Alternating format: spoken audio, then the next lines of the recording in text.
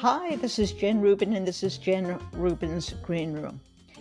In many respects, this has already been a solemn, very sad week. On Monday, we experienced the one-year anniversary of the pogrom, which it was, by Hamas on innocent Israelis. And I think the recognition of this day, the recognition of the pain and suffering that American Jews still feel today, and a recognition of the disgusting rise in anti-Semitism was more profound and more widespread than I anticipated. And for that, I was grateful.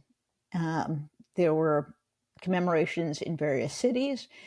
The president had a small but touching ceremony. And the vice president and the second gentleman, who is Jewish, had a ceremony at the Naval Observatory where they live that was quite moving. He spoke about his personal pain.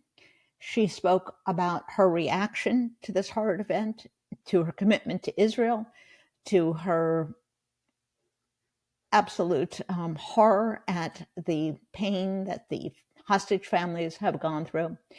And then together they helped plant a pomegranate tree. Pomegranates are very symbolic for Jews, particularly at the high holy days, in which we are now engaged in. It is a symbol of fertility, a symbol of righteousness, a symbol of the mitzvot that Jews are commanded to perform. So it was touching, it was appropriate, it was highly meaningful. Then there was Donald Trump.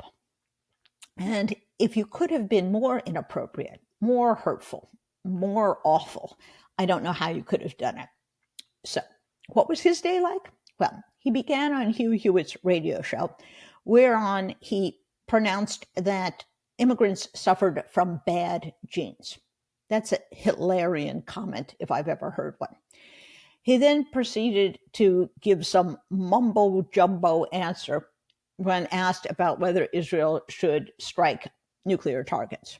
By the way, it's U.S. policy that we should try not to do that so as not to set off a nuclear engagement. Later, he went to an event in New York in which he offered to sign a prayer book. How inappropriate is that? It's not a memento. It's not about him. What is he doing? Hawking his wares there as well? And then he wrapped up things in Florida when, after a little speech, he had music playing, which was his campaign YMCA theme. And he danced a little jig. Really? That's how you remember 1,200 dead Jews?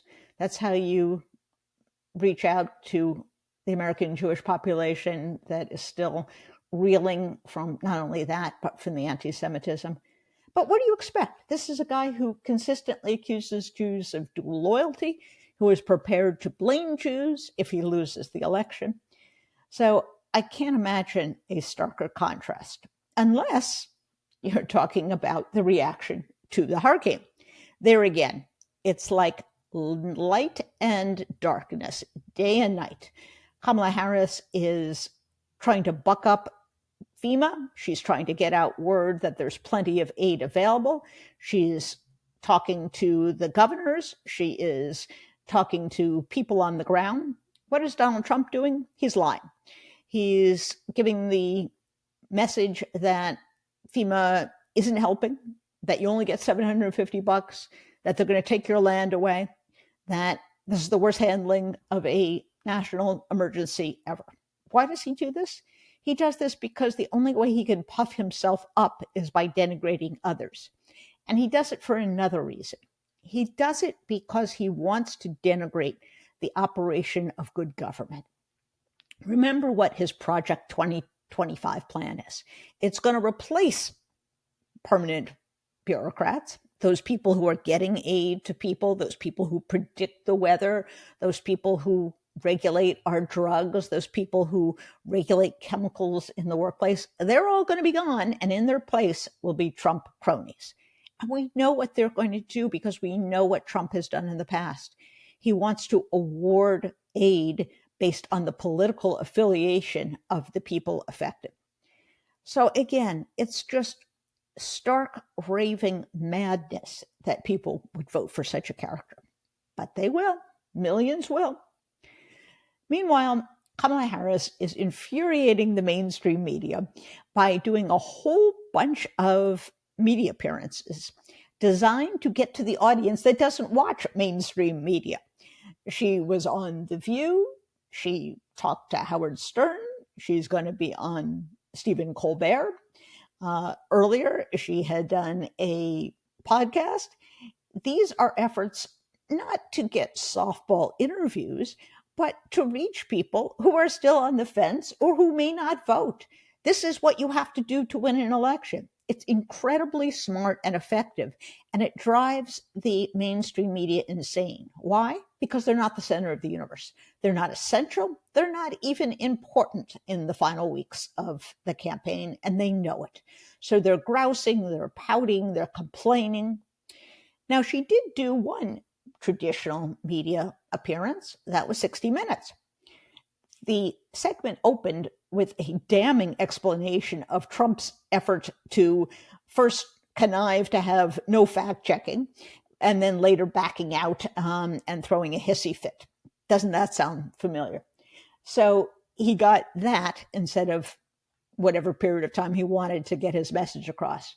She was, I think, confronted toughly, perhaps excessively on a few points, but she handled herself extremely well. She got her message out. She communicated that she wants to help middle-class families. She wants to go after price gouging. She wants to lower the price of pharmaceuticals. She wants to lower the price of housing. So she got her message across, and Trump was left characterized, properly so, as a chicken, as a coward. So we are in the final stretch, the final 4 weeks of the campaign. It is close, to my chagrin, if you believe the polls. It may be in the long run, it's not that close. It may be that all of these efforts to pull in people who are on the fence or who were not regular voters bears fruit, and that she wins comfortably. But for what we see right now, she's ahead, but just by a little. So you know what you need to do. You need to register. You need to vote. Vote early if you can, and spread the word.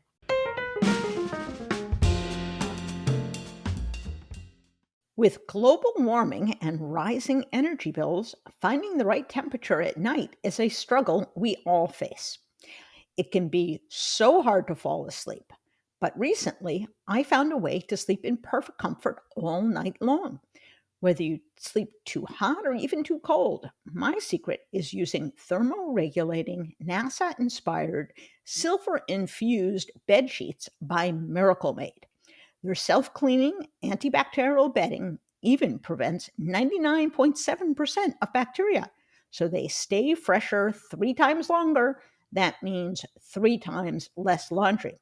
They also come in an array of beautiful colors. My favorite is the navy blue. Thanks to Miracle Made, you'll stop sleeping on bacteria that can clog your pores and lead to breakouts and acne. They even eliminate bad odors, so your bed always feels freshly made. Life is much more comfortable and clean with Miracle. Their temperature-regulating, silver-infused fabrics were inspired by NASA to give you maximum comfort no matter what the weather is like outside. Just picture yourself getting a better sleep every night. Plus, Miracle Sheets feel soft and luxurious without the high price tag of other luxury brands. They even feel nicer than bed sheets used by some 5-star hotels. So you'll feel like you're on vacation every time you get into bed. I imagine myself in Europe or maybe the South Sea Islands. So ask yourself, what part of dreamland will Miracle take you to? Miracle has a whole line of comfortable, self-cleaning bedding, pillowcases, and comforters. I know you'll love them. How do you get them? Go to trymiracle.com/greenroom to try Miracle Made sheets today. And whether you're buying them for yourself or as a gift for a loved one, if you order today, you can save over 40%. And if you use our promo Green Room at checkout, you'll get 3 free towels and save an extra 20%. Miracle is so confident in their product that it's backed with a 30-day money-back guarantee. So if you aren't 100% satisfied, you'll get a full refund. Upgrade your sleep with Miracle Made. Go to trymiracle.com/greenroom and use the code GREENROOM to claim your free 3-piece towel set and save over 40%. Again, that's trymiracle.com/greenroom to treat yourself. And thank you, Miracle Made, for sponsoring this episode. You can look for the link in the show notes.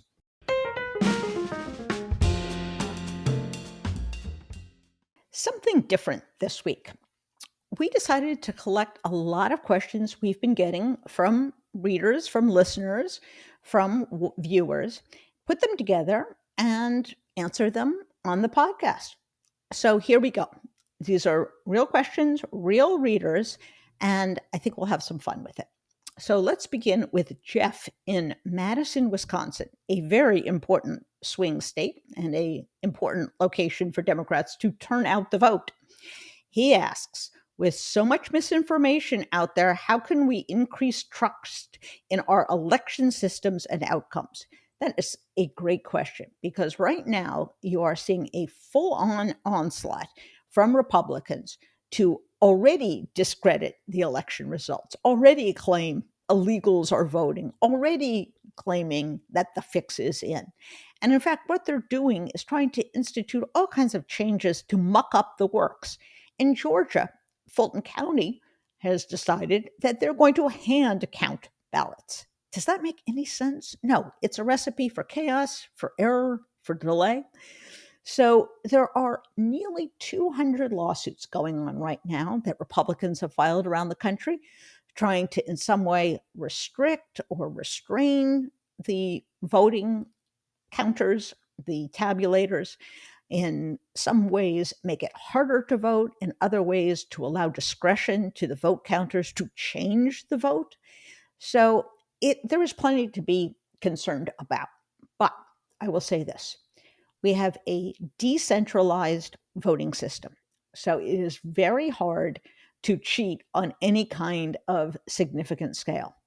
It is also the case that the vast majority of voting officials are responsible adults and live in their communities, have to face the voters, so they're not inclined to risk, for example, going to jail by mucking around with the votes. And lastly, we passed a bill, Congress passed a bill last year called the Electoral Count Reform Act.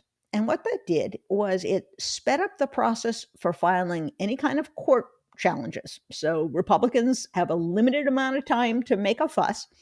It also set out a process for, in most states, governors to certify the results and send them in. So I think that combination of a decentralized system, of decent people, and of the reforms from the Electoral Count Act, plus the fact that many of the swing states now have Democratic governors, Wisconsin, Michigan, Pennsylvania, gives me hope that we will go through a very smooth election.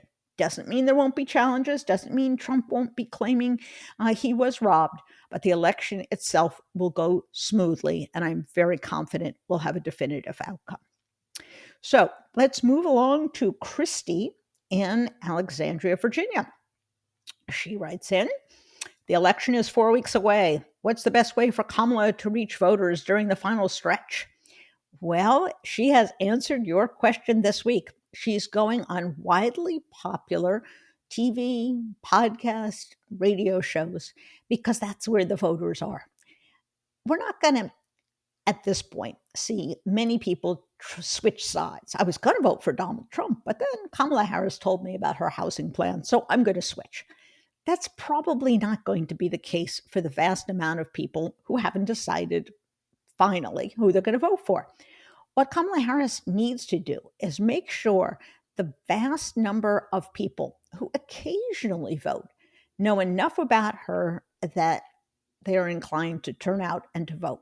So she's going on shows, for example, The View, which specializes in over 50-year-old women. And that's a demographic she definitely needs to attract. She's also going on Howard Stern.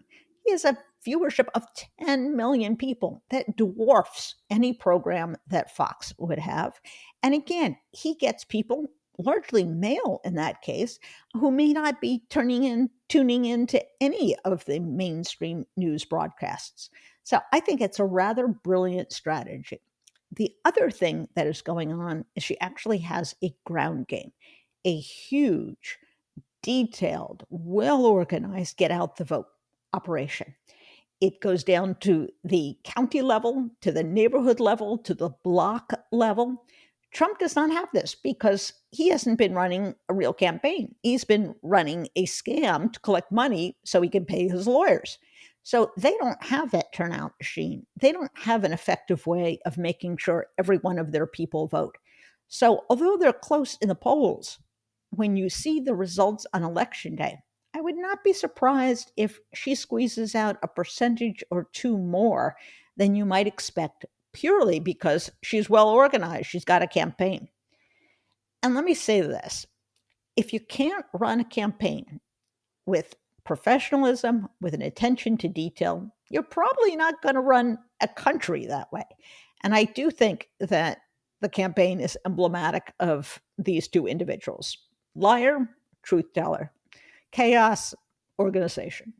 And you really don't need to see much beyond the campaign to know how they're going to run the country. So let's move on to Natalie in Los Angeles. She asked one of my favorite questions.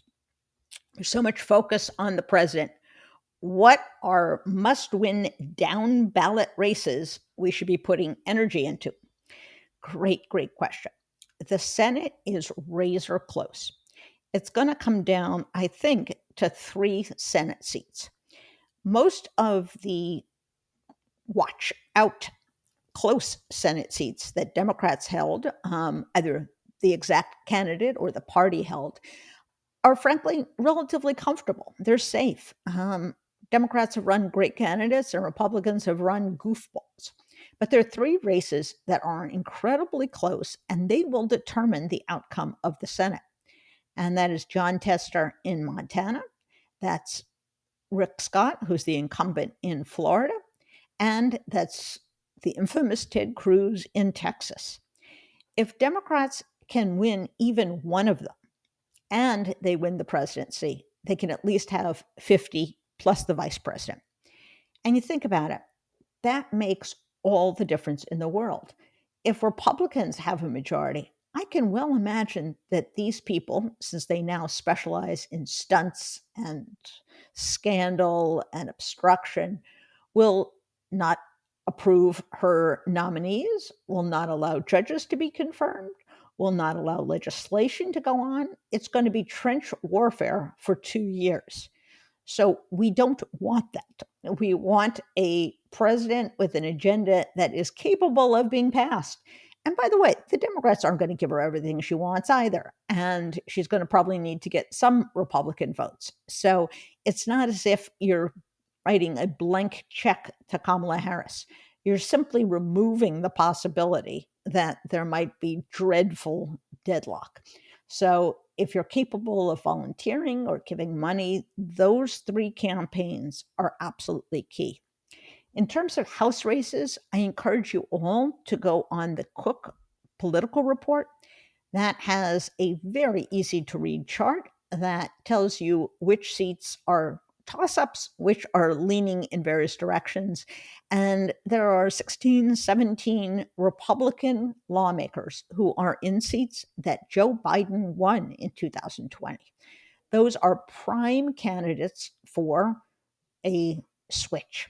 And remember, the Democrats only have to win net 5 or 6 seats, and they will have a majority. Unlike the Republicans, they can operate with a razor thin majority because they're actually an organized party that has some semblance of discipline. You remember Nancy Pelosi didn't have any bigger a majority than Mike Johnson, but she actually got stuff done because Democrats care about governance. So look for those House seats, look for those Senate races. And one other thing, in many, many states, there is an abortion measure on the ballot. Some of them are to confirm that abortion is a constitutional right.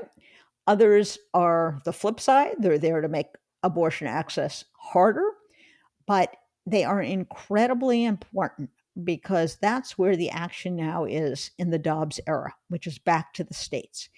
And if you don't like what state legislatures have been doing, you don't like these Donald Trump abortion bans, then you may have a chance to set things right in your state.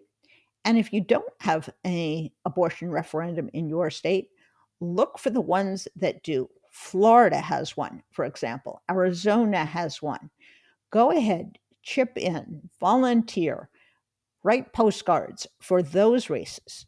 Not only is abortion a critical issue, but getting people to turn out for one of these abortion measures will boost Democratic turnout.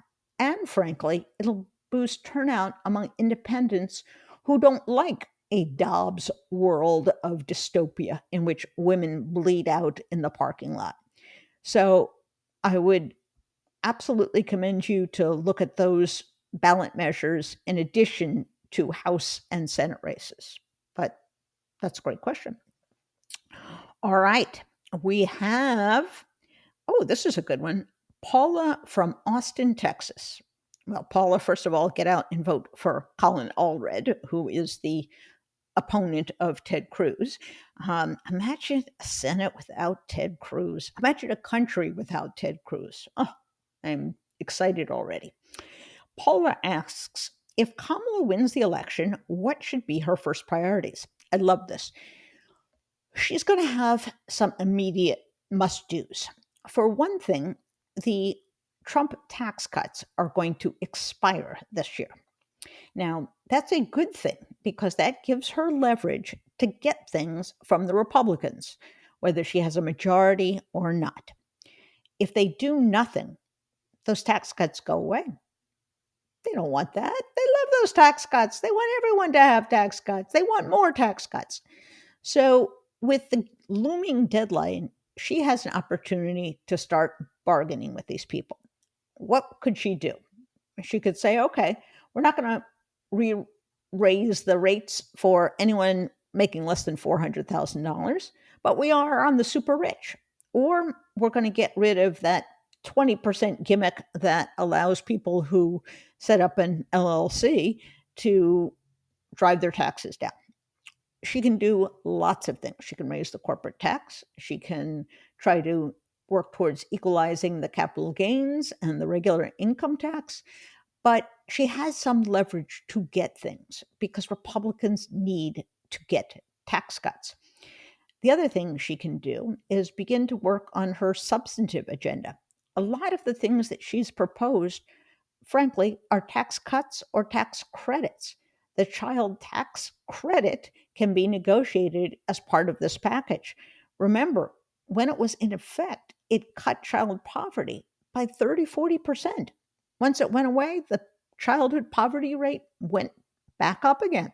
So she can negotiate for that. She wants to do a credit for first-time home buyers. She can do it within the context of a tax bill. Now, the good thing about a tax bill is it can be done in reconciliation. What does that mean?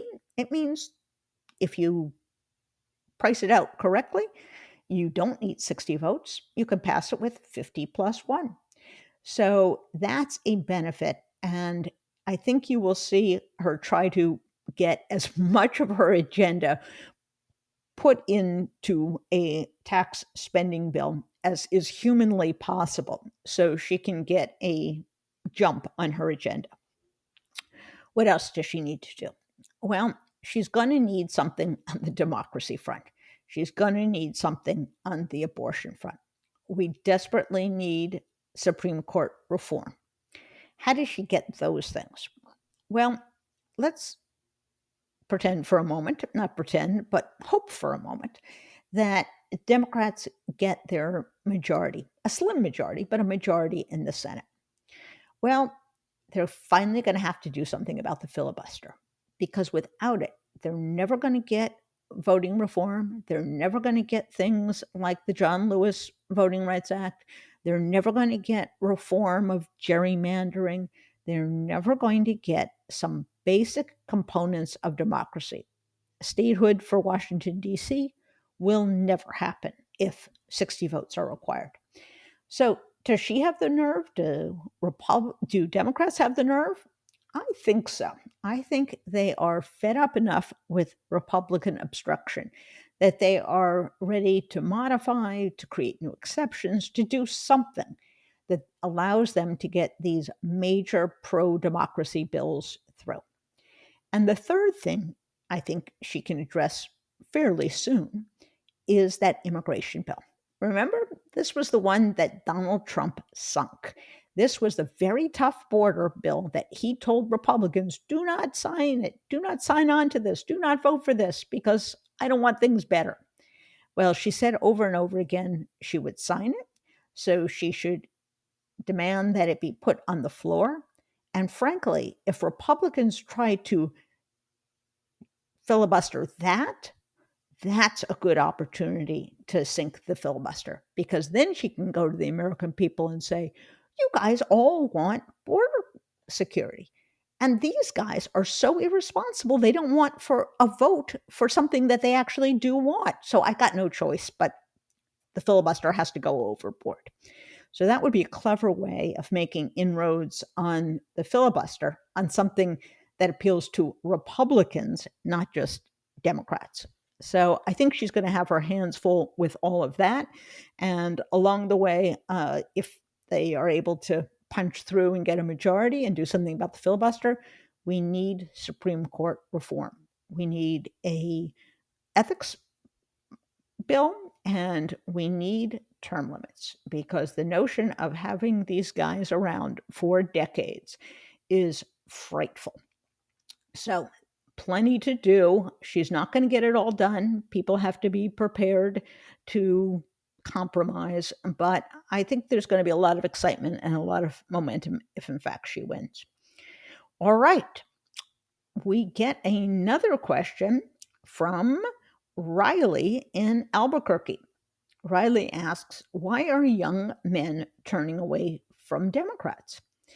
Well, this is a very common theme in the mainstream media. In fact, men have turned away from the Democratic Party for decades now. There has been a so-called gender gap since the 1980s. So this is not some fault of Kamala Harris or the current incarnation of the Democratic Party. It's a function of the extreme ideological differences between the two parties and the fact that Democrats, frankly, address issues that many, many women care about: healthcare, education, daycare, elder care. So they have made an effort to reach out to women, to do things that affect their lives. And Republicans have devolved into this hyper-masculine, toxic, strutting kind of party that doesn't really accomplish much of anything other than to channel anger, resentment against women, against minorities, against foreigners. So it's not as if we had these men and now they've deserted. We got to do something to get them back. They've been gone for a long time. Now, does that mean that Kamala Harris can't win more men than Democrats have been doing lately? No. And in fact, I think a lot of her very muscular, very robust language on Iran, on Russia, on the border is aimed at men. It is tough. She's not indicating she's going to be a softie on much of anything. She comes out and just says, I'm a capitalist. I'm for safe borders. this sounds pretty good. In fact, someone said, and I would agree because I used to be one of them, this sounds like a moderate Republican. And in many ways, it does. So I think she is making an effort to reach not only those occasional voters we talked about earlier, the women who watch The View, the guys who listen to Howard Stern, and that's where she can pick up some male voters, but in the message that she's sending out in general, which is, I'm no softie. Trump is a mess. He's a disorganized, crazy guy. If you want stuff done, if you want protection, I'm the person to do it. And that's why she's been leaning into her career as a prosecutor and sounding as tough as she has been on issues like immigration and crime.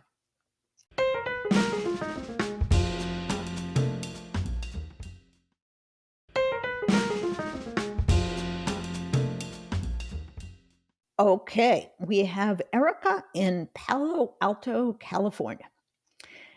There's so much pessimism about our future. Give us some good news. Oh my. Well, that's a tall order. Let me say this about the bad news syndrome. I hate to pummel on them, but they deserve it. The mainstream media has a negative news bias. It's not a clickable story to say the economy is pretty good, everything's going pretty well. It's more clickable to say, okay, the economy may be okay, but danger is around the corner, or to predict a recession. And that's what they've done incessantly over the last 4 years. And it extends to just about everything. We were never going to rescue Ukraine. Well, we did. Biden was never going to pass any of these bills. Well, he did. So, this pessimism, this gloom and doom, this nothing's going to work attitude is reflective of the media, but not necessarily reality. And so, I think we have to separate what's real from what's kind of spin from the media. But let's come up with some things that are actually positive. And there are things that are positive.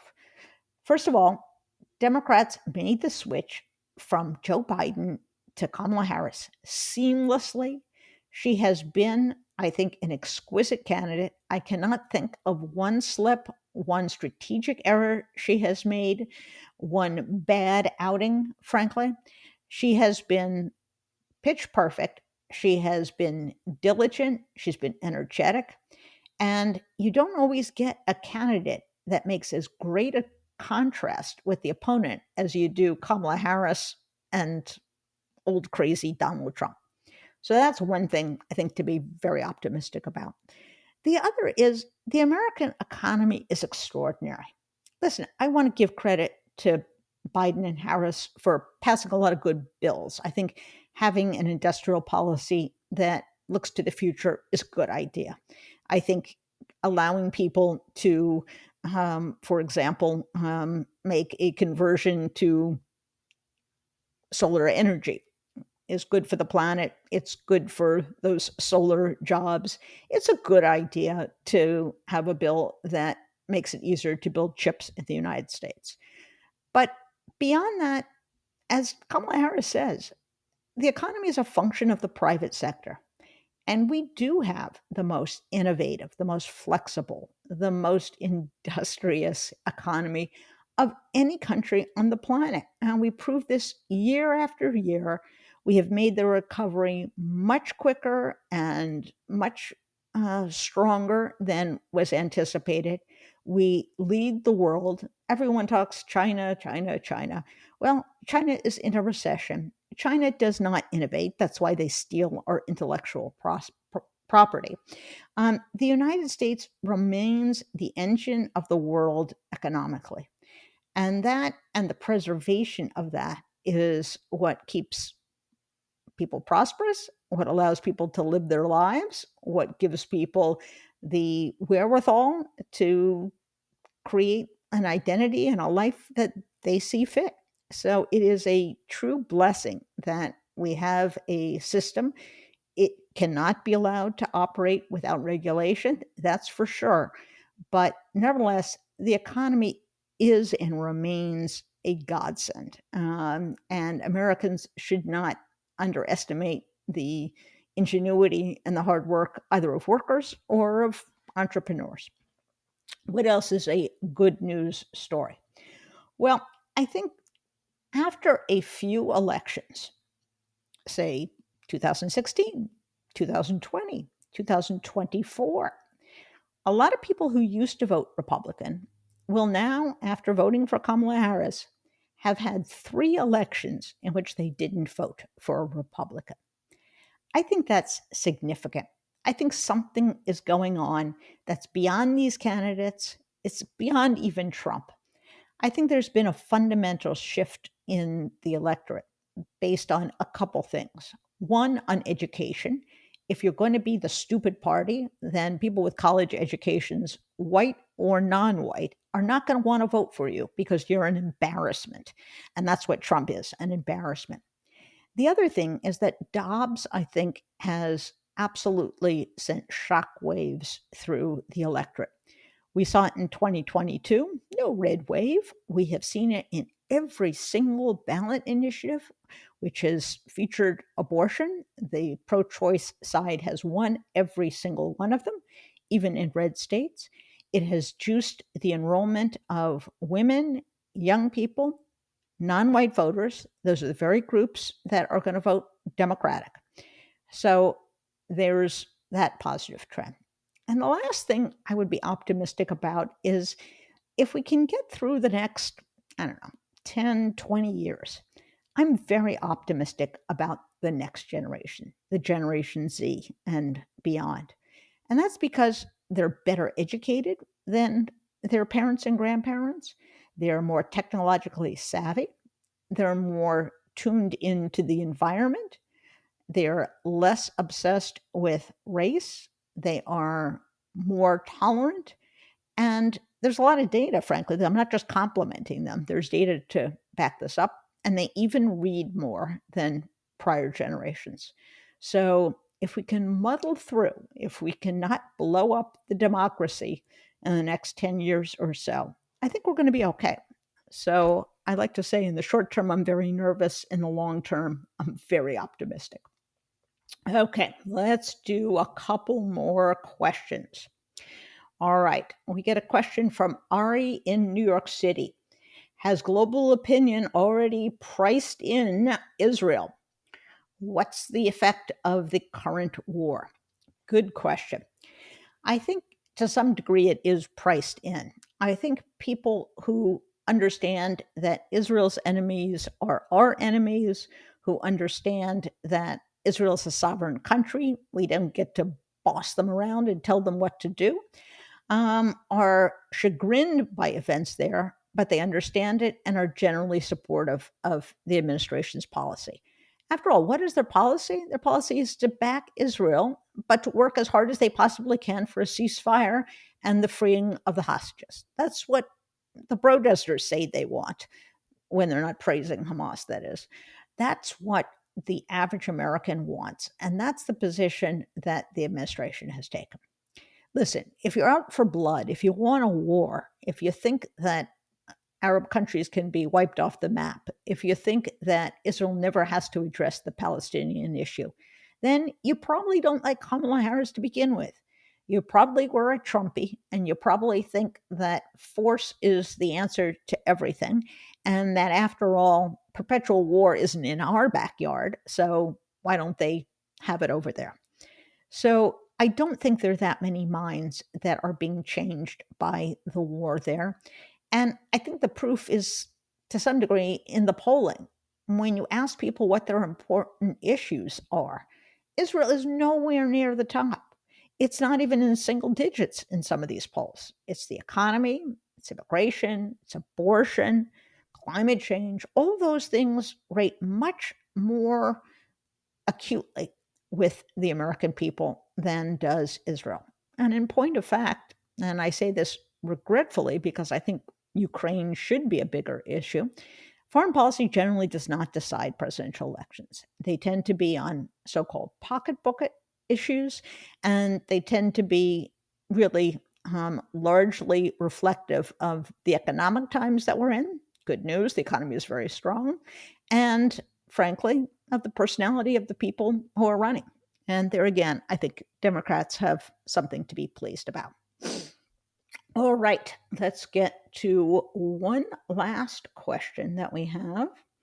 Here we go. We have Greg from Boston. What's the best way to contribute time or money? I get this question a lot, and I'm always hesitant to kind of pick and choose what groups, what candidates, what organizations you give to. But you already know, because we've talked about it, which races are important. And if you care about those races, I would give directly to those campaigns, not to the Democratic Party, not to the DCCC, which is the Democratic Congressional fundraising arm. Give to those races, those candidates, because they really matter. But I would also make a plug for supporting the people who do the hard work of democracy. There are wonderful groups that litigate, that educate, that help make sure that our democracy does survive. You have groups like Defend Democracy, which is Mark Elias's group, Democracy Docket, where he keeps you abreast of all of the lawsuits that are going on. You have Protect Democracy. Ian Basson has been a guest on this show. They not only help litigate, but they help educate the media. They help come up with interesting proposals for reform and to enhance democracy. You can also give to groups like the NAACP, which is litigating all over the country and which is responsible for getting new seats that will be majority Black seats in Louisiana and in Alabama.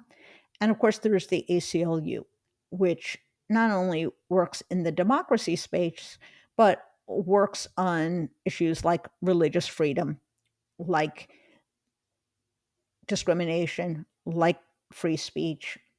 So these are some of the groups that I think people don't necessarily think about giving to during an election season. But these guys are all working their tails off because they are getting ready for all these lawsuits. They are trying to counter the disinformation. They are trying to keep the local officials well informed so they know what their obligations are. And they sure could use your help right about now. So I would highly recommend giving to one or more of those groups. So we reached the end of our time. This was lots of fun. Thanks for all the good questions. I'm sorry I could not get to all of them. But I will end on one that I get a lot, not only from you folks, but from my readers at the Washington Post. Who is that dog that sits behind me all the time? Well, he's not here today, as you can see. If you don't see, or as I will tell you, that's Amos. He is our 5.5-year-old English setter. He is a love bug. He is very sweet and very beautiful. And he's a very good boy. As those of you who may know, he sits quietly and he doesn't like it at all when he's left out. If I close the door and he's on the other side, I will hear about it. So that's our little personal note for the day. Thank you for listening, for watching. I appreciate all of you. Please keep sending in comments, questions. I do get them. I do want to hear what you have to say. And remember, democracy depends upon you. See you next time.